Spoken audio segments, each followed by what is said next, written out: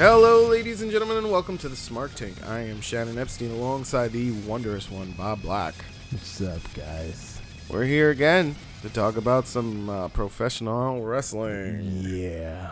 It's been so riveting, and I say that with the utmost sarcasm. That's besides Becky Lynch, everything else has been kind of It's been, lackluster. I mean, there's like some hints that the Shield are breaking up. Are going to break up. I mean, like... Or maybe Drew McIntyre joins the Shield and he becomes the Scottish Shield.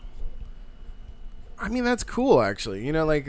I just don't These are things that at least... Like, look, you know, it makes the product grow. Yeah. It kind of keeps some interest, but like when you just do the same thing week in and week out, and there's like no character development. I mean, I feel like the time is now. Like if Dean is gonna leave the Shield, let's just shoot the gun on it, because at least it's like interesting. It's keeping things moving. It would be interesting to see a double turn, to see like McIntyre turn on the Ziggler and Braun. And then see Drew, then see Dean. I would like to see Drew turn on everybody. That would be like, it'd be cool. Like, be like, I don't like you, and I don't like any of you motherfuckers, and I'm here for me. Yeah, it'd be cool to see him and actually, it'd be cool to see Dean and Drew break off and make their own faction. That'd be dope. Dean and Drew, that would be cool too. They kind of have more of a fit than I think Drew and Ziggler have. Yeah, we're just like we're both crazy. You're crazy. I'm crazy. I like being crazy. Me too. I like being crazy too. Like you like just you like sound Cockney. Yeah, you like just being fucking. You like what your boy. You like just going and beating people up. I love doing that. Yeah. But what are you selling? Oh yeah, no. What are you buying? Is he's Scottish, right? Yeah, he's Scottish. I don't want to do the. Yeah.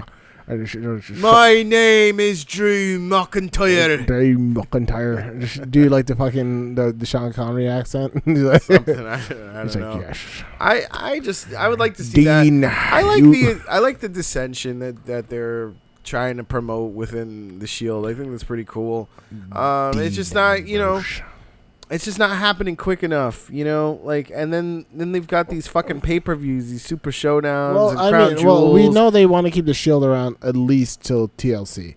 So, possibly Survivor Series, because that's also supposed to come out. Yeah, but look, here's the thing. It's good money to keep the Shield together. Sure. And it's good money to break the Shield up, right? Sure. So... you can't have it both ways. I mean, this is what they've been trying to do with John Cena, with Roman Reigns. Yep. It's like, well, when Roman comes out with the Shield, I cheer Roman. But when Roman comes out by himself, I boo Roman? Well, of course. What kind of fucking stupid shit is that? That's the shit that happens, bro. It is the shit that happens. And that's why it's like you can't make a decision, and that's why your product is suffering so badly. Like, the ratings have never been lower. And the attendance has never been lower. I don't understand how they could figure it out with like Becky Lynch by accident and still can't figure it out with Roman Reigns. I don't get it. Well, here's like she has a gimmick that Roman Reigns should have. Like she definitely should be like, you know what? I don't give a fuck. They didn't figure anything out with her. Yeah. They fucked up with her. That's the thing. That's what I'm saying. They fucked up. I said by accident. Right. I said by accident. Yeah. Exactly. I was like, she came out and she wanted, essentially, not her, but the people who write wanted her to turn on the fans. The fans are like, nah, we're gonna just cheer you anyway. Yeah. We don't really care what the fuck you're saying at this point, as long as you keep doing what you're doing. She's got the Stone Cold Steve Austin storyline. Yeah. And it's working. Yeah. And like even during the coronation when she held the title up in her face and then just started mouthing off, that's like Stone Cold type shit there. Yeah. Like Steve Austin did the same shit. He's like, I don't need no goddamn recognition over here. I'm the champ right now, and it's your job to take this goddamn title away from me. What? You know, like that's basically what he would do. He'd mouth off when he fucking does Luke does press. Da-da-da-da-da. Look, this kind of like fucking to make people interested, it's not rocket science. Spine. That's all you need. You need to have a spine. But there's like a deeper problem here that I want to address, and like it's the fact that the main roster is shit, and NXT is great, right? But nobody watches NXT, right? Except for hardcore wrestling fans. Sure. And now nobody's watching Raw and SmackDown either, according to viewership and ratings. Sure. And fucking attendance. I mean, when your lead off match in SmackDown is R-Truth and The Miz. And The Miz, yeah. And that segment took 30 minutes. That's a 30-minute segment. Oh, the Truth TV? Yeah, that shit was 30 minutes, bro. They gave that 30 minutes? I don't think it was unbroken. Almost unbroken 30 minutes. Like, I mean, I think they had a commercial break before they started the match, but that was I feel like they felt like they needed to give it 30 minutes to justify to the fans why R-Truth won. You know what I'm saying? Like, why did a jobber beat you? Because he's not a fucking jobber, and everybody keeps forgetting that he was brought in as the TNA NWA World Heavyweight Champion. He was Ron the Truth Killings. Yeah, he was gonna be who was a man who fucking spoke up and just told you what it was when it was. Mm-hmm. And cut promos so deep on the WWF. Sure. And any organization that like basically got in his way, and just is an amazing wrestling talent. He is. Still is to this day. And the fact that WWE is so spoiled that they can afford him, and like they have so much money that they buy people like R-Truth and put them at the bottom of the card, and then take people like Roman Reigns, who, look, admittedly is not on par talent wise with R-Truth. R-Truth is just a better wrestler than him.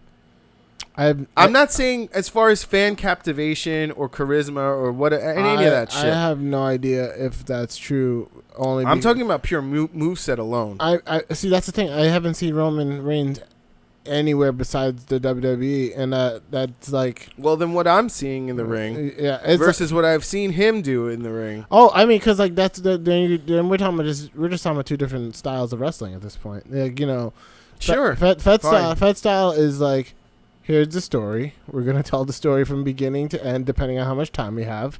You're going to hit these spots. Depending on how much time we have. It's usually the elected problem with WWE. They don't give it enough time to breathe. Yeah, we're going to hit these spots and these moments and these times, and then the match is going to be over. Like Finn Balor used to do crazy shit on the fucking indies. Yeah. And when he's in Japan. Notice that he does like 5-6 moves total now in WWE. Yeah, they've scaled back his moveset. Muscle drop, the fucking shotgun drop kick, sling blade.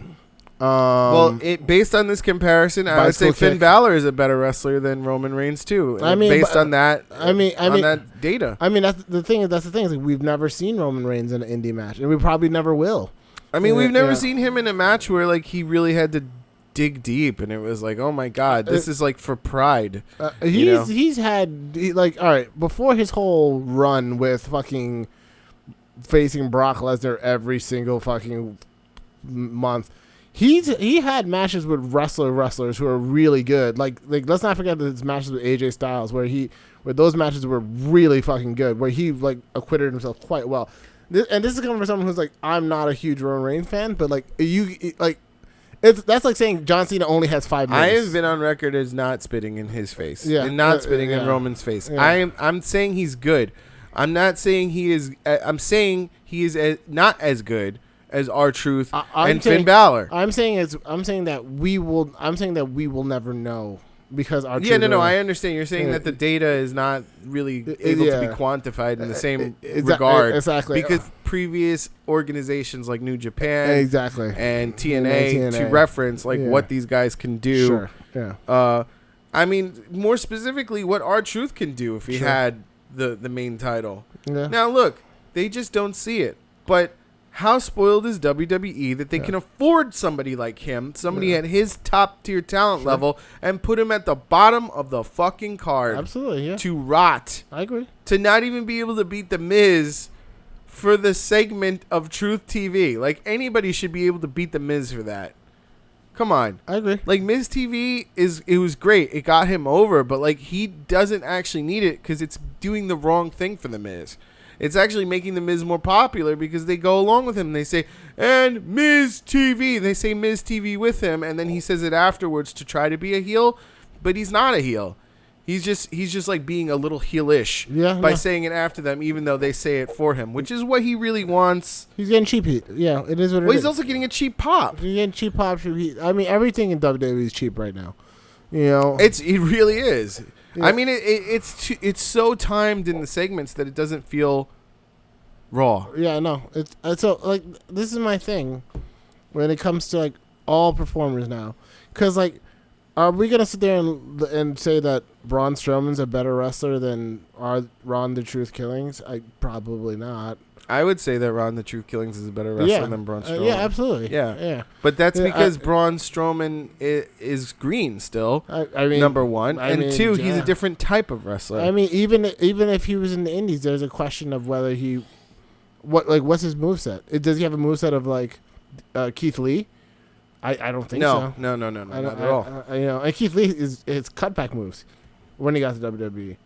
Yes, he did. He cutback moves because they want him to be a certain type. Yeah, because that's just WWE style of wrestling. You know, right? It's like WWE style of wrestling is like I don't need your moveset. I don't care about your moveset. Well, his job as Braun Strowman is not to captivate the fans' imagination. I mean, I don't think... It's not to sit there and go, wow, look at what this guy can do. I don't think they care about... No, they don't. They want him to play a character. I mean, but I think that's what they want everyone to do. Yes. So it's like, if like they had Matt Sydal.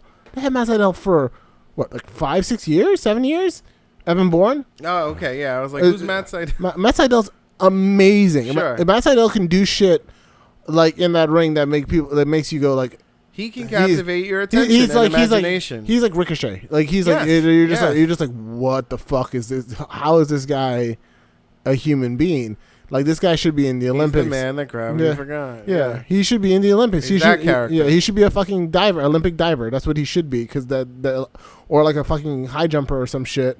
Because like he's an Olympic level athlete. Him and Ricochet, right? Absolutely. But in WWE's eyes. They're like, oh, this is a guy who does Mighty Mouse. Oh, this is a guy who does flips. That's cool. This is give him a cape. Yeah, he's like flippy guy. He's like, oh shit, flippy guy. All right. He's like, and then Vince is like, I got a lot of guys to do. Like TJP, yeah, yo, TJ, do the flippy thing, do the flippy shit that you do. Yes, I mean, before there was TJP, there was Superfly Jimmy Snuka. You know what I mean? Like before all these people, there's people who were high divers and like Vince doesn't give a fuck if you can. Macho Man did a high dive. You know? Vince doesn't give a fuck. But why do I like Macho Man? Because he's the Macho Man. Because he talks he's shit. He's a character. Yeah, he talks shit and he did a lot of cocaine and he didn't know when he was on coke or not. But that's the point. Like in WWE, they don't give a fuck about what you can do in the ring. They like your fucking ring generalship is the least important thing to WWE. Absolutely, yes, and that's the problem. And that it should be the most important thing. Yeah, it should be like your ring. Your character. When Seth Rollins pulled out the corkscrew flip that he did at the Royal Rumble that I went to in Philly, right? Yeah, the corkscrew splash. Right, and he's like, and he was a heel and did that. Yeah.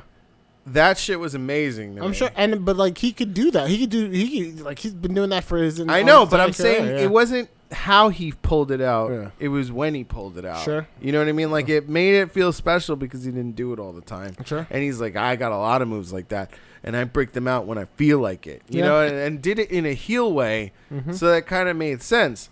Yeah. Now that's the kind of thing when WWE is right and is successful. No. In holding things back and doing their moves. I mean, Big Show can do a moonsault. Big Show has been able to do a moonsault since like the 2 years. I would not advise Big Show to do a moonsault right now. Of course, and he only one person ever allowed him to do it. Brock Lesnar? Kevin Nash. Oh, okay. Kevin Nash was like, can I do a moonsault? And he's like, yeah, sure, whatever. He's like, yeah, go for it. And that's what he did. He's like, yeah, never do that again. He's like, no, that's why I said I would not advise Big Show at the current status to. He's like, I'm not doing that again, ever again. You're never doing a moonsault to me, ever again. He's like, it was like on like a house show. Well, this is like 500 pounds of human. Yeah. Like moonsaulting and like full weight hitting you. Yeah, no. Like, I think you might have cracked a rib. Yeah, no, I'm good. I'm going to pass on that. But like, that's what I'm saying is like, to them, they don't give a fuck about what you can do. They don't care. But like your character, like in the like 80s and 70s and the 90s like that we talk about, your character came from your ring general. Like your character was your ring general. Exactly. Yeah. Yeah. You're like the way you moved in the ring was a part of your character. How you, like, it's like it doesn't matter how athletic you are. You know, like Stone Cold became bigger after he broke his neck, and couldn't do the kinds of things he used to be able to do in the ring. That's when he hit his biggest career. His stride, yeah. Yeah, like that's when he. Well, wait a minute. He was. I think he didn't he have a knee injury from WCW, and then that's when he went to ECW. He had a knee injury from WCW and went to ECW, but like he was still. And then basically when he went to ECW, he started developing his character. Yeah, well, that's when he started to like really start working on it. And then he came in as a ringmaster for... Unfortunately, yes. And then as the $1 million champion. Yeah, and then the only $1 million champion other than Ted DiBiase. Then he became Stone Cold Steve Austin and started feuding with Savio Vega. And then... Didn't he officially become Stone Cold? Oh, right. You're right. Never mind. Because like Savio Vega's he cemented Stone Cold Steve Austin at the King of the Ring. Yeah, because like that's that whole Savio Vega thing was like where he was like the street gangs. Like him and Crush were feuding with like the DOA, and then like Stone Cold was like, I'm a street guy too. I don't give a fuck. Fuck. Yeah. And like that's when, and then fucking Owen Hart, in a fucking crazy accident that Stone Cold was like, I don't want you to do this. I don't want to take this move. I don't think it's a good idea. Ended up breaking his neck, and after he broke his neck and took a year off to recover, he came back and was the hottest thing in the fucking WWE. And like he could not do the same moves. Like, he couldn't work the same kind of matches that he used to be able to work because of this neck injury. But, like, even with this limited moveset of loot that's press, a spine buster once in a while, a lot of punches, a DDT every once in a while, a mudhole stomp, and a stunner. He became the biggest wrestler. He became the thing that has, like, really catapulted, like, the thing that most people think about when they think about wrestling, still to this day. The Stone Cold Stunner, the music, the glass breaking, yep, the middle fingers, and it's like that was all character, and like, and you're saying that was developed from the moveset as well, or in conjunction with the moveset. In conjunction with the moveset, I completely agree with you 1,000%. It's like The Rock kind of started to do the same thing where he tailored his moveset based on his flashy character, where he would come out and say my $1 million shirt or whatever, and my Versace glasses, this, that, and the third. Even the people's elbow. The people's elbow is like it's a fucking elbow drop. It's an elbow drop. That's developed from running back and forth in the ring and then like spinning the elbow up. Boom. It's like, look how cocky I am. Yeah, exactly. Look how good I am that I'm gonna take my time. Even the way he does the sharpshooter. Is cocky. Even especially the way he does the rock bottom is cocky. He's like, I'm gonna sweep your shoulders in. The kick up flip. Yeah, the kick up flip from the spine buster. You know what I mean? Yeah. Like it's like I'm the spine buster's cocky. Everything had stank on it. Yeah, exactly. And that's funny because Stone Cold said the same thing. Is like, why is Kevin Owens doing my move without no stank on it? Yep. You know what I mean? He's like, you could do my move, kid, but you gotta put some stank on it. Come down to the ranch in Texas. I'll show you to put some stank on it. Yep. Like he's like there's a certain.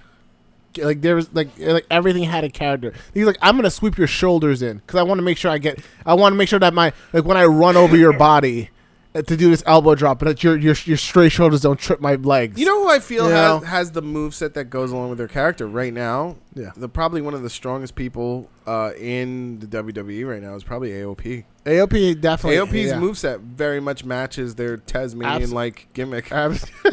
Yeah, their Wild Samoan thing. Yeah, the Super Collider looks, and when it's done the original way where they body slam the dude on top of the other dude, it's like really fucking dangerous. It looks crazy. It looks like as dangerous as they look. Yeah, pretty much. I mean, like if you want to talk about other people who look. Whose character reflects their moveset? Dean Ambrose's character reflects his moveset. Yes. Absolutely. Particularly because I think but here's the thing with him is that like they haven't let him go unleashed yet. They gave him one chance to go unleashed a little bit, and then like kind of held him back again a little bit. Yeah. I mean, I think because when he does that whole crazy gimmick, it works actually. It does. It gets over. Maybe he's never had a problem getting over it. The question is like, how much faith have they had in him? And now I think they have more faith in him because he's bigger. Like physically he's larger. than he was when he I kind of want to see him break away from the Shield. Yeah. That's the truth. Like I want to see him turn or break away. I don't care if he turns. I don't need him to be a heel. It feels like when Edge came back, and like remember when Edge came back and he was bigger. Yeah, and you knew they were gonna push him. Oh yeah, like they wanted to push him when he was smaller. Yeah, that's the funny thing. They kept pushing him the IC title. Yeah, it's like it feels like they're going to push him now because he's bigger. Like he's like not just like. Not just like well, this is like proving that injuries are good for wrestlers. Yeah, almost he's like, physically larger. I think if this is the one takeaway we've discovered is like every time a wrestler who was on the main event or is going to the main event at one point gets injured and then comes back, they become like instantly bigger. Not even physically, but like not always physically anyway. But in this instance, it is physically. Yeah. They just come back and they're kind of like missed, and there's like a hotness, you know, to the talent. Sure. You know. So it's kind of like even sometimes they should just give these guys like 3 months off, or something like that. Like, I mean, they need because they used to do that non-injury. They used to give them time off. Yeah, I mean, and you think about it, like you need it because like when you're on the road, you can't eat right, you can't diet, you can't even go to the gym as much. You're not Vince McMahon. Yeah, so it's like Vince McMahon is crazy. It's like no wonder these guys come back looking fucking jacked as shit after like they took some time to chill, recharge. After 6 months, 6 month injury where the surgery is done in a week and it's all rehab, so they're just like working out for 6 months. Of course, they come back looking fucking like they just did a prison stint because they're like fucking been working out nothing, and then they get time to work. Well, I think Drew McIntyre got most of his mass not on his injury, but he got it after he got cut from WWE. Yeah, and it's like he had time to sit there in the gym, work out. He could take the days he wanted to take, work on his body, work on his character, like work on his gimmick. Right. You know, and like suddenly when he came back to NXT, he was fucking so hot. He was like, he knew how to. Yeah, he's the hottest indie talent out there. He knew how to do fucking baby. Other than Matt Hardy. Oh, bro, he could do red meat babyface promos like nobody else, like Daniel Bryan level. Like, I believe in NXT and blah blah blah and all this shit, and then people were like, yeah, I believe in NXT too. Yeah, he's really connecting with me. Yeah, he's like, you're a fraud. I remember when I was just like you, and they're like, yeah, I remember when he was in 3-man band. I believe in him now, and it's like now he's like one of the best promos. Well, at least we have all 3 members of 3MB back inside the WWE. But like now he's one of the best promos in the company. And the one who wasn't fired is the one you never see on television. Oh, he's gonna get there, bro. He's taking the time later. Yeah, taking that time. I'll get that work in. Get that What happened? Is he injured or something? No, they still use him. Yeah, they don't use him.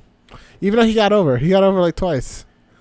Like, he got over big time with that. You know, I got kids. I got kids. He got over as like the unlikely underdog. Sure, he was doing big things. Like, honestly, this just disappoints me a little with the way they treat people. Yeah. Yeah, I mean, like, and it always brings me back to Damian Sandow. They fucking shafted how it always brings me back to there. It's like, wow, you guys got something special here. And you just don't want to do anything with it. You don't care because he's, quote unquote, in business for himself. Because he got over when you didn't want him to get over. Yeah. You know? It's like the B team got over and they fucking just another example of this is like this Leo Rush, Bobby Lashley thing that's going on. It's like it's actually really fucking amazing. It's gonna. And I don't think they thought it was gonna be as amazing as it is. Nope. And you know, like, Leo Rush is kind of the charisma that Bobby Lashley just never had. I won't say that because Bobby Lashley is very charismatic as a heel. I'm talking about from the start of his new WWE sure, run. Absolutely, yeah. Like, you know, like with I Love My Sisters, and the whole bullshit. Yeah, they put him in goofy shit. Yeah. Here's the thing, like he was doing a really good job when he beat Roman Reigns. Yes, and he was kind of on top of the world, and then they just like all of a sudden took the ground from under him. Yeah, and decided we're gonna go with Roman. Yeah, honestly, I think that was stupid. I think that was a missed opportunity. That Roman Lashley feud was really interesting and really good. They had a really great match, and I know, but I'm saying I think that Bobby Lashley should have been the one who kind of took it because everybody's kind of sick of Roman, and we're getting into Bobby. Sure. Now Bobby comes in as this new dominant face, who just like fucking rips the title from the champion of the last 2 years. Honestly, that's really good TV. I think they should have just fucking went all in on the heel turn and that moment for Roman Reigns, and had him be like so frustrated that he couldn't be Bobby Lashley. He turns heel, and like he takes the title, and then you have that's way better TV. Yeah, that's way better storytelling. Yeah, because it's like they were really good. They worked really good together. They still can. Yeah, they still can. And it's like they just really like selling Roman Reigns merchandise. They're so afraid to cut off their merch supply. And it's like I think you'll get more merch sales from the hardcore fans than you will from most of these kids. To be honest with you, honestly, I think that if you allow these guys to develop their character a little bit more, like really develop their character, like I don't worry about Bobby Lashley because I saw him in TNA and he was like one of the actually few things that were entertaining at that time about TNA. I saw it live actually when they restarted the TV show on American Pop TV or whatever the fuck it was, and then they went to the Manhattan Ballroom. I actually went to like the couple of shows that they were. He was hella entertaining. Where he's just like, you know what. I don't even want to wrestle anymore. I'm done with wrestling, okay? All right, I'm going back to MMA. No, he'd just literally come out and be like, hey, that's really nice. I'm really not interested in wrestling you tonight, though. I really hope that you can find the time to somehow wrestle me, but I'm not interested in doing it here tonight. Like, what? He's like, no, I have MMA match to work on. I can't really spend the time to wrestle you. You're a waste of my time. I'm sorry, you're a waste of my time. I'm gonna go now. Like, you're a coward. No. See, it's not about being cowardly. It's about me just not having time for you. You're not. You just don't understand. You're not on Bobby Lashley's level. Yeah, I'm just like this guy. I hate to tell it to you, but nobody else is. Yeah, he was just so snarky. Kind of just like look, and kind of nice about it at the same time. Like, listen, you're just not on my level, and I don't have time for this. It was just hilarious. It's really nice to see you. Yeah. Maybe you'll get there one day, but not today. Not today. It's just like he's just like they'll be like, "What are you gonna do? Are you staying? We need to know where you're staying in wrestling." Like, I've made my decision. I haven't made. I can't. I gotta think about this some more. Do I want to go back to MMA? I don't know. It was very interesting. Yeah, it was good heel work actually. It really was because it was kind of like in the realm of Kurt Angle, where he was just like, "I am an Olympic hero," and they're like, "What? Yeah. Stop boasting yourself." He's like, "No, you're all not smart enough to understand what I'm saying to you. I am an Olympic hero. Let the applause start now." And then they'd be like, "Boo! You fucking." I love it. It's good stuff. You know? And so like we know he can work as a heel, and we know he can work as a face. They just don't know what the fuck to do with him until they put him with Leo Rush, and Leo Rush is super charismatic.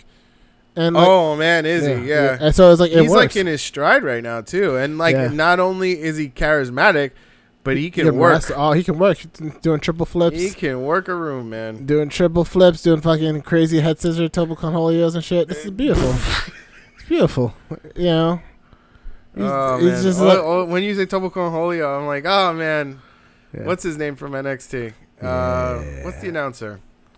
Ronaldo. Mauro Ronaldo. Yeah. Tobocon Holio. Oh my god. Yeah. All right. So that's basically my feelings towards the Raw brand right now. It's weird. But I want to talk about Triple H and Shawn Michaels Shawn Michaels coming back for one more. Just one more. I need to face you one more time. Come on, Taker. Get that one. Let's go one more time. What do you think of this? I feel like this moment has beyond passed. Yeah, I think the way he retired was perfect. It was a great end to the story. I thought it was fantastic too. I would love the geek in me wants Shawn Michaels to come back. The geek in me wants to be like, if you're gonna have Shawn Michaels come back, it shouldn't be in a fucking match in Saudi Arabia. It should be like WrestleMania Taker Michaels one last. No, that's gonna happen. That's obviously gonna happen. And it should be Taker's last match. It should be Taker's final matches. Oh, and he retires Taker this time. Yeah, that would be a really great end to the story. Yeah, and then Shawn Michaels also happens to retire again, but as a byproduct. Yeah. So it's like it'd be fantastic because like it'd be like Taker going out as. I think Taker would like. You know what? Maybe this is that. Yeah, that's what I. Maybe that's what this is. That's what it should be. Honestly, I think he's coming out of retirement because Taker's calling him out, and then Taker's like, "All right, look, I know I said I was going to retire when Roman beat me, but I'm going to retire from somebody of my generation." Yeah, and it shouldn't obviously be Triple H because Triple H is still kind of an active wrestler. Yeah, and it's also like H never had. He's also a lot younger than Shawn and Triple H too. He's like a decade younger than them, I think. Who? Triple H. Yeah.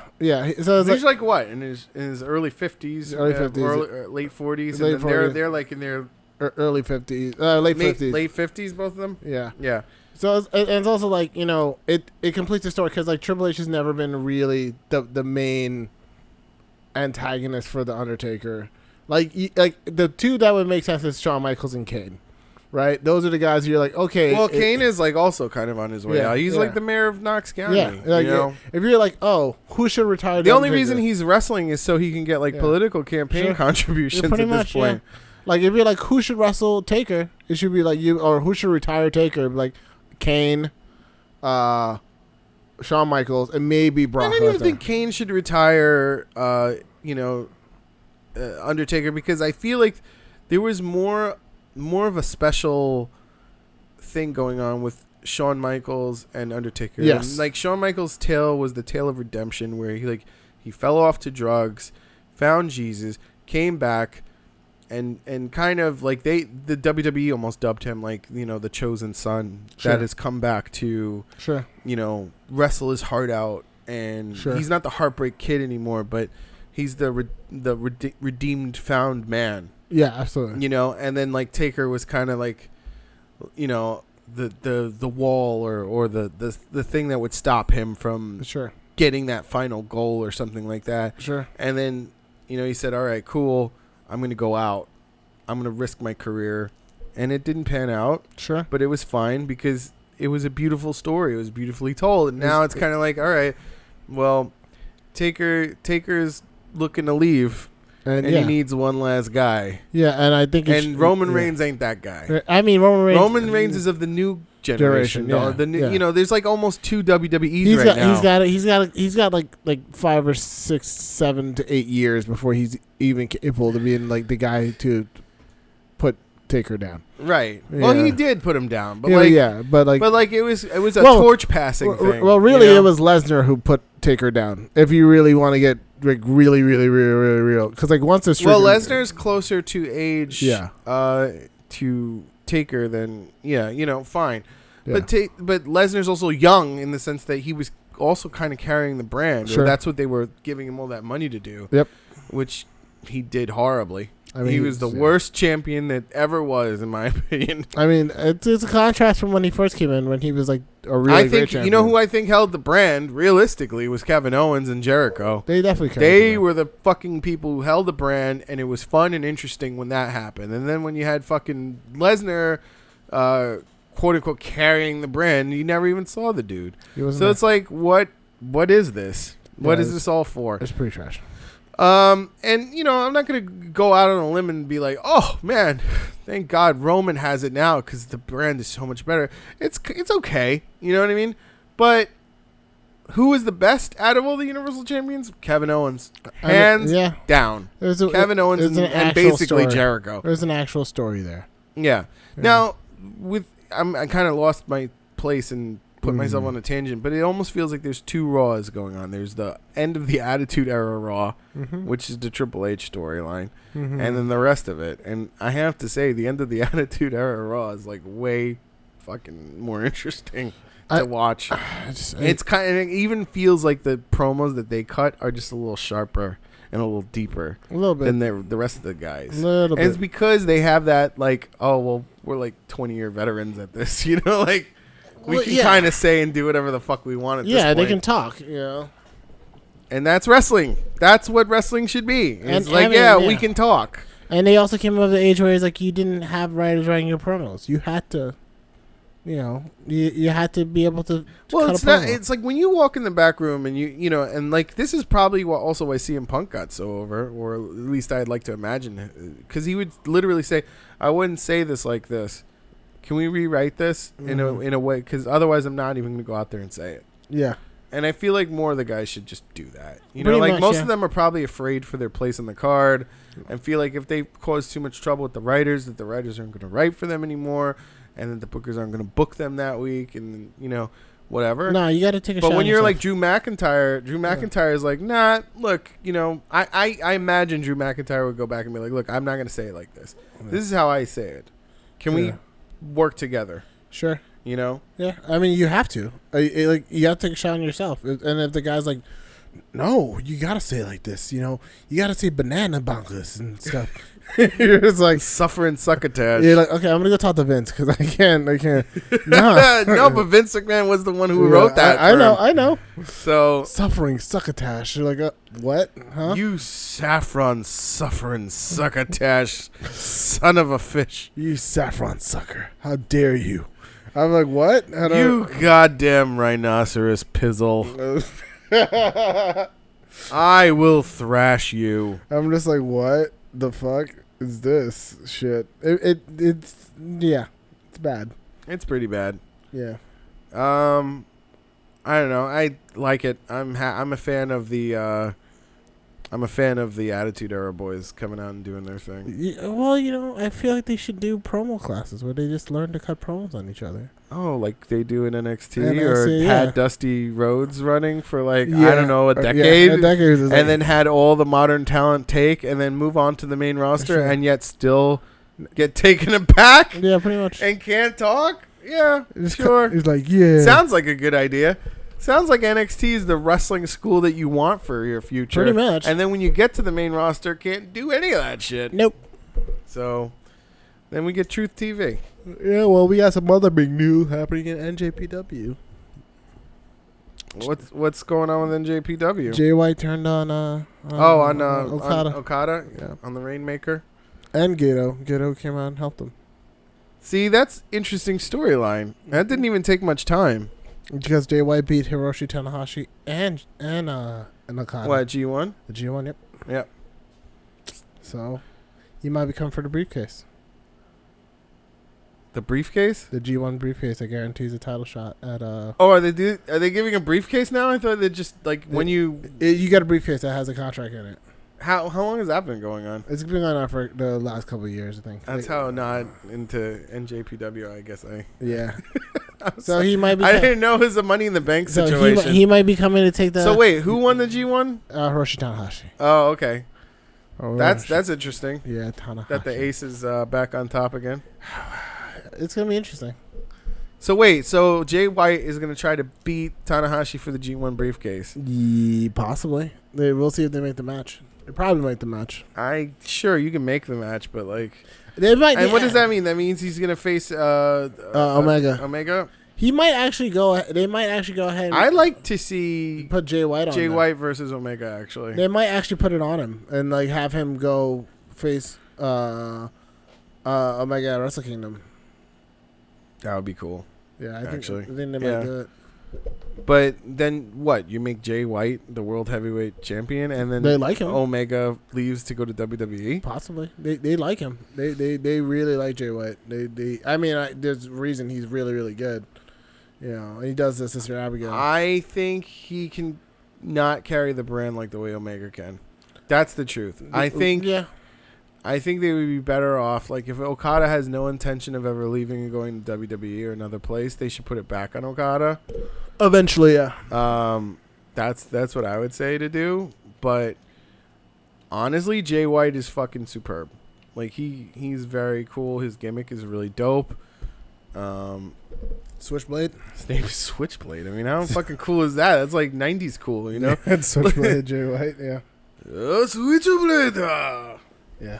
Yeah. He's just kind of a guy who beats people. He's like when I first started promos for it, I thought he was going to be like just like some psychopath. He kind of is, though. A little bit, yeah. But he doesn't play by the rules. Yeah. Like, you know. I think they wanted him Bullet Club. He's like, yeah, I'm not interested in that. Chaos. Yeah. He also does the Sister Abigail, which is awesome. Yeah. What else happened this week? Rusev actually had some major developments. You said tell him about that night in Milwaukee. And was that the Rock thing though? Was that what that was supposed to be? I don't know. Oh my god! But that would be a funny callback. But it'd be really weird because that was obviously just like a joke promo for them to be like, "Yeah, tell him about that night with the Rock in Milwaukee. I was there. I saw it." I kind of feel like that's where it's gonna go, though. I feel like they've probably been they're probably teasing, or he was the one. He was the one, who did Lana. Yeah, I think that's what they're gonna imply. I love this. Yeah, I love this kind of angle. Yeah. It's been a really long while since they've done something like this. Yeah, I feel like that's what they're gonna. I know that's terrible for Lana and Rusev though, because what ends up happening is if she ends up leaving him for another wrestler in story, it usually follows suit in real life. Like, it causes problems in relationships. That's unfortunate. It is unfortunate, but, as a viewer, wow, that sounds fucking awesome. We need the storyline still. We kind of just do. Sorry, Rusev. You have to sacrifice your relationship for us. I mean, you don't have to do anything. You can always quit, But here's the thing. Like, that kind of shit is what makes good TV. It makes great TV. So... What else happened? Fantastic TV. Yeah, some shit happened on NXT. Ciampa faced... who did he face? He faced Otis Dozovic from the Heavy Machinery. Yeah. Yep. In a non-title match. That was cool. Beat his ass. As he should. Yep. I mean, the Super Showdown, I feel like it's just killing a lot of momentum. Well, all these, even when they had the every 2 week pay-per-view thing, we're going to go to Backlash now. Yeah. Oh, wait, no, Hell in the Cell. It's My name is Mean Gene Okerlund. I don't even know what I'm promoting anymore. Yeah, it's like you cut down the pay-per-views, and now you have all these weird pay-per-views in the middle. It's going to be strange. I'm going to watch it, but it's going to be weird. It's going to be I don't know what this is about. I think the thing that has the most stakes for it, and here's what I think is going to happen. I think AJ Styles is going to lose to Samoa Joe. He should, because that segment was actually really cool. And I think Daniel Bryan's going to lose to Miz. If they're going to have him keep losing to Miz until WrestleMania. Well, here's the thing. If Samoa Joe wins the title, Daniel Bryan should 1,000% go over here. Yes. Because good guy versus bad guy is great. And then you have Daniel Bryan in a place to take the title. Yes. Now, if AJ Styles... if AJ Styles retains, Miz should go over. Yeah. Miz should go over 1,000%. So. And then have Daniel Bryan cost him the title match. And then you have a bunch of bullshit, Becky Lynch versus Charlotte, whatever. You give the Miz a run and put the title on Daniel Bryan in WrestleMania, which would be ridiculous. Well, who's the Miz gonna beat? AJ? Yeah. That would be fine. I'd be fine with that. And then then that actually gets that feud going in the right direction. And then you put the strap on Bryan at WrestleMania. And then he has another Cinderella moment, which is wonderful. And he's very deserving considering everything he's gone through in order to, including company adversity. Sure. They didn't want him to come back because they were so fucking afraid. Yeah, they were terrified. And look at him. He's so beautiful, Daniel Bryan. He was going to go to the Indies. I would have fucking won anyway. He was so close. If I was him, I would have won anyway. It's cool. He doesn't get... Money is fine, though. He doesn't get concussions anymore. His wife just gives people concussions. Oh, my God! Oh, my God! All right! Dude, that is... She's injuring herself. She's injuring other wrestlers. It's lovely. I am so disappointed with her performance. She needs to go back to NXT or something. She kicked Liv Morgan right in the fucking face. She said, here you go. Hold that. Bree kicks heads, guys. Bree kicks heads. She fucking does more damage than fucking Shinsuke Nakamura. People thought Kenta was going to be an issue. They didn't see Bree coming. Yeah, because she went off to have a child. And, she hadn't been wrestling for, almost 2 years, right?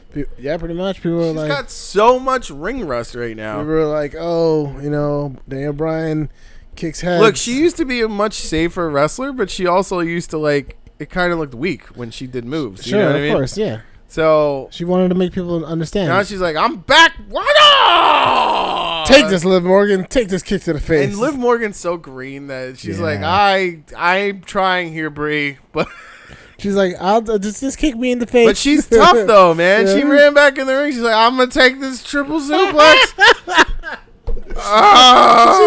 She definitely fucking did. She's like, kick me in the face, Brie. Just do it. Just kick me. Put me out my misery, Brie. That was definitely a moment because she definitely laid down there and you're like, oh shit, she is out fucking. She knocked her out in the middle of the ring. They woke her up. She's like, time for the triple suplex. Okay. So fuck it. Liv Morgan was just like, I'm gonna go to sleep now. It feels so nice when I sleep. No, you can't. You can't. You have to stay awake for the triple suplex.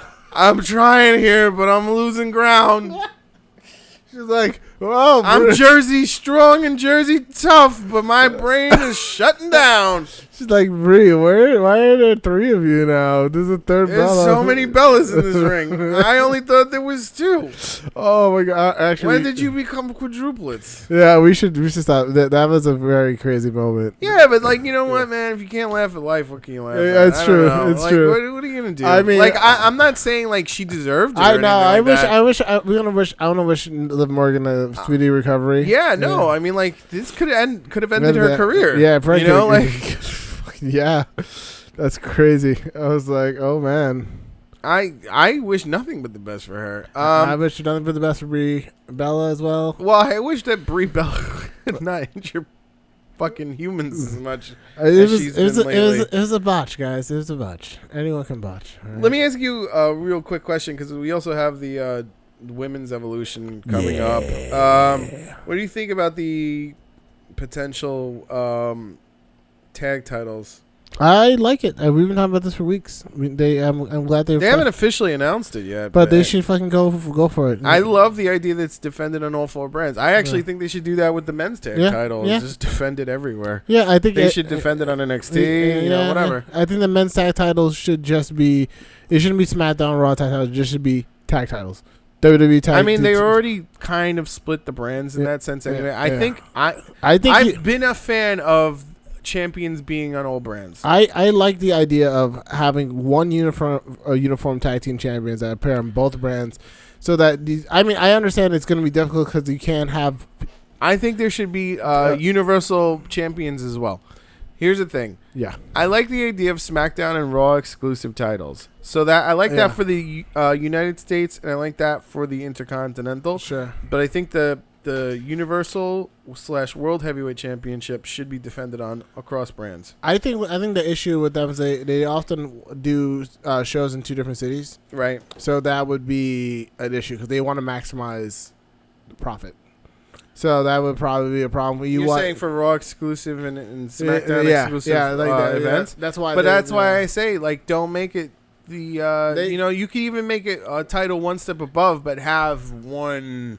Like a Brock Lesnar title. Yeah, I mean, we're like, all right, you can have a Brock Lesnar, and that would almost make it better to be a Brock Lesnar. Is like, oh well, this title doesn't get defended very often. I think the only issue with them would be like they would have to like fly the champion everywhere, and that would get kind of. No, I don't think it should be defended on Raw exclusive and SmackDown exclusive shows. Yeah, I'm talking about this is like something that only gets defended at pay-per-views. Oh, and it is the title for Brock Lesnar basically. It's like. All right, the Universal title in this scenario in my brain would just be a title that gets defended every 3 months. Okay, now Roman Reigns could be that champion, but he could also be the Raw Heavyweight Champion. Sure, and then have AJ Styles be the SmackDown Heavyweight Champion. I don't know how I feel. And you could have AJ Styles try to compete for the Universal title and also be the SmackDown champion as well. So. So you have your mid-card titles. I get it. That are exclusive. I get it. And you have your heavyweight titles that are also exclusive, but then you have one ultra champion. You have the one ring to bind them. Yeah, the you basically because there are many rings in Lord of the Rings. Yeah, the humans got 9 rings. Yeah, the one ring to bind them. Yeah. And then the dwarves, I think, got 3 rings. They got 4. No, the men got 9 rings. 9 rings of power because they were the ring wraiths. The dwarves got 14. They got hoodwinked. The men. They got. The fucked. dwarves got 14 rings. Yeah. Or 13 rings. It's something like that. No, they didn't have 13. I think they had like 3. No, elves had 7 or some shit. It's like 13. Why are we talking about this? Because you want to create one. You want to create what? I want to create the Sauron champion. Yeah, you want to create the Sauron champion. The Sauron champion. Yeah. Don't you think that was so lazy of J.R.R. Tolkien to make Sauron and then his like underling Saruman, the champion, the one champion to rule them all, lazy. one champion to bind them, and in the darkness bind them. One champion to rule them all, and in the darkness bind them. Yes, I do. Personally, I think that is the way to go. Should it only be defended on Mount Doom though? That's what I have to ask. Once a year in Saudi Arabia. It should be. The pay-per-view could just be called Mount Doom, and then like they have to like you just have. Or it's sold out. You have Daniel Bryan just like climbing a mountain every year to get to. And then he falls off, and then just it's Daniel Bryan and Leo Rush who's going to be his Samwise. And then great. Bobby Lashley. So the cruiserweight. Only the cruiserweights can win it, but they have to cast it into the fire at the end of the year. So that's why it's undefended. So they can kill Brock Lesnar. So yes, because Brock Lesnar is Sauron. This is a more compelling story than anything WWE is telling right now. Oh, absolutely. I have to tell you. They just didn't realize it. The Lord of the Rings is always going to be more compelling than WWE. I don't understand. Well, what do you think about that, though? Honestly. I mean, you don't necessarily need to have 2 heavyweight titles. That may be excessive. Sure. I just am a fan of belts in wrestling because I feel like it's giving you a reason to fight. I mean, I feel like more steps you have towards the top of the ladder makes the ladder a little bit easier to climb because you can justify it by saying, well, right now I'm the current Raw Heavyweight Champion and I would like to formally petition a match to face Brock Lesnar for the Universal, right? And then AJ Styles is like, look, I'm not even supposed to be on Raw today, but the only way you're going to face Brock Lesnar at the top is if you can defeat the SmackDown Heavyweight Champion, which is me. The only way you get to Sauron is to come through me. And then you can have a cross-brand match, and it would make sense. They haven't been doing a lot of cross-branded matches. That's true. The only reason they had a cross-branded match is because Bray Wyatt and Roman Reigns got sick. Yes. And then somehow, because there was a cross-branded match, you got fucking Finn Balor versus AJ Styles, a once-in-a-lifetime dream match as per current booking standards. It was amazing. Now, I think Finn Balor and AJ Styles should fight more often, just not every night. What would give them a reason to fight? Is to become the Universal Champion. Well, yeah. You know what I'm saying? I mean, well, once... To go on the cross-branded thing. So and then you could have Finn Balor cut a promo on AJ Styles on Raw. And then AJ Styles cut a... Why are you making this Lord of the Rings? It's still Lord of the Rings because the Universal title is still the one ring that binds them all. So, like... You've completely skewed the point of this. All I'm saying is that AJ Styles is a ring wraith now, clearly, because he's searching for the ring. I'm actually making a good point about cross-branded setup matches. That actually makes sense. That's true. And you're talking about Lord of the Rings. It's the one ring. You want the one belt. You want to create the one belt. I want to create the one belt. Yes, we've established this, but now we have to move on and talk about how you would get. Like, in what world would I get a Finn Balor versus AJ Styles and make it special and not oversaturate it the way it was done with Shinsuke versus AJ? I think that it's not a terrible idea. I just don't see how WWE will work it. They can't even work their United States title into their program. I don't see how they can do it either. But I'm telling you. I mean, I also don't think if here's the thing. Like, you've got this show called Dragon Ball Heroes, which is complete fan service for Dragon Balls. It's not canon at all, right?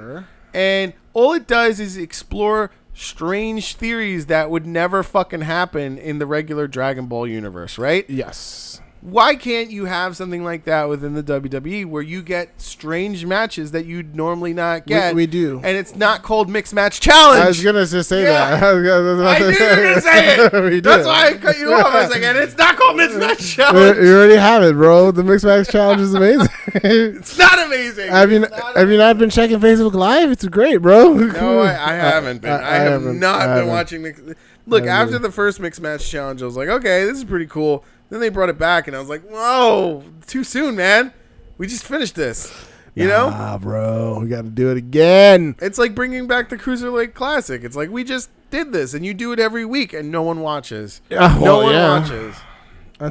Until Drake Maverick brings in. But here's the thing. This Leo Rush and Drake Maverick deal, like, this is actually good for 205 Live, to be honest. Because it gets them outside of the realm of the glass ceiling that is. I can't wait until their weight class. Until Bobby Lashley comes to 205 Live. You know, because like Drake Maverick is like, I have my partner Icom. He's 205. You see, he stepped on the scale. 205. Where's your partner? Like my partner. Well, I'll have my partner step on the same scale. All right, dog? I'm gonna have him step on the same scale. No. You can't. No, we need a new scale. No. I think that scale works, bro. That scale works, bro. I'm Leo Rush, baby. Yeah, and then like he steps on the scale. It's like, yeah, see 205, beautiful. And then In any event, I think there needs to be some serious revamping of the way that the stories are currently week to week being told. Absolutely. Here's my thing. I like the idea of a Universal Champion, but I feel like having a Universal Champion on top with like heavyweight champions on the bottom devalues the heavyweight title. That's fine. Yeah. I'm okay with that because there still needs to be one guy at the top. And there used to be a European title and an Intercontinental title and tag titles to elevate status. What we're talking about is we want more mid-card titles, essentially. Yeah. Essentially. Yeah. I'm saying take the heavyweight titles and put them to upper mid-card titles. Sure. Right? Which means that you actually have a mid-card division. And that means that people won't be like vying so much for the IC title. Yep. So you can actually give the IC title to like a Heath Slater. Sure. And then Heath Slater can now climb up and face maybe Roman Reigns at some point. Sure. You know what I'm saying? Yeah. Like, Heath Slater is a person who's struggled, just like we were saying. Who else would be struggling? Jinder Mahal would be struggling on the current Raw brand. Jinder. Right. So if Jinder was the IC champion right now, he has a clear path to the World Heavyweight title. Yes, he would. And then a clear path from the World Heavyweight title to the Universal title. I agree. Yeah, you're right. So I'm just saying it's a little it's far-fetched, it's tough, but I think it's worth implementing in this dreamlike scenario, in this Shannon's version of Dragon Ball Heroes, where like there's a title for everything. Maybe there's even a 3-man title, which I'm against. Six-man titles have been the rage in the indies, so I know I'm against it personally. I don't like them, but I like it better that like if it's all or nothing, I'll take all. Yeah, why not? Rather than like, the one title should be special and da da da da da. I really just want a champion that actually shares the championship, like the Jericho thing, but like they actually are like, we're both champions, so you know what? You're gonna face him tonight, and then like if they beat him, they become the champion. Like I want like a real thing like that, like like a Lay Cool scenario. Yes. If there was ever a time where that could get done, it was during the Kevin Owens Jericho administration. It really was. And I feel like Jericho did cost Kevin Owens moments, and Kevin Owens cost Jericho moments. I did want to see Jericho also become like the U.S. title. Me too. I think he did at one point though, but like by that point, Kevin Owens had lost it. I don't know. I wanted to see them both be like all the champions. I wanted them to be the tag champions as well. Like I wanted so much for them, as a tag team. Yep. But it's fine. The stories actually went perfectly in my book. I think there was not too many missed opportunities with them. Pretty much. I think they actually got it right with them. I think that the biggest missed opportunity was the Goldberg thing at Mania. But other than that, it's fine. That's where they got it wrong. Yeah, is that they squashed Kevin so badly. Like Kevin could have had a competitive match with Goldberg. Yeah. They squashed Kevin. They should have given Jericho the Royal Rumble, and then had the main event be Owens Jericho for a title. Cause that would have been cool. Yeah, it's what everyone really wanted. So yeah, which is why a Universal title, a title above that title, in this instance, may have been the best bet. All right, Sauron, we get it. And with that, I'm going to end this episode of the Smark Tank. You can find us on our Facebook at facebook.com/ILikeSmarks. You can tweet to us on Twitter at ILikeSmarks. And you can also email us at wearesmarks@gmail.com. Also giving a shout out to our friends at the Nation of African American Wrestling and the Council of Commentary. Thank you guys so much for supporting us. And we are supporting you as well with lots of love. So have a great week, everybody. Later, guys.